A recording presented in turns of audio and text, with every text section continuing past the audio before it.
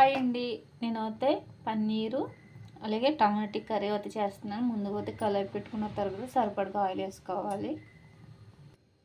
ఇప్పుడైతే నేను పచ్చిమిరపకాయలు వేస్తున్నాను.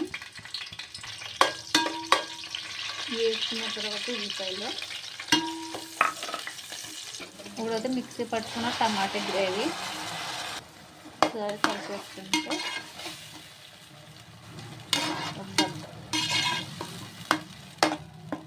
ఇప్పుడు అల్లం వెల్లుల్లి పేస్ట్ ఒకసారి కలిపేసుకుని అల్లం వెల్లుల్లి పేస్ట్ వేసుకున్నాం కాబట్టి సాల్ట్ అన్నది వేస్తాను కూడా. కొంచెం రుచికి సరిపడగా సాల్ట్ వేసుకోవాలి. అయితే గరం మసాలా, ఇప్పుడైతే సరిపడగా కారం అయితే వేస్తున్నాను. నేనైతే కొంచెం కారం ఎక్కువ వేస్తున్నాను. ఇప్పుడు పసుపు వేసుకుని ఒకసారి బాగా కలిపేసుకోవాలి.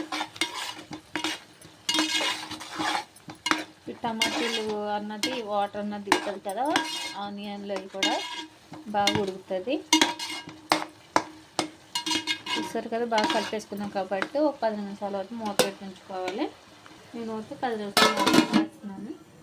ఒకసారి మూత తీసి ఒకసారి కలుపుకోవాలి, మాడకూడదు అంత. చూస్తారు కదండి, బాగా ఎగిపోయింది కదా. ఇప్పుడు సరిపడగా కొన్ని వాటర్ వేద్దాం. చూసారు కదా ఎంత కలర్ఫుల్గా వచ్చిందో. అలాగే కొంచెం వాటర్ వేస్తున్నాను.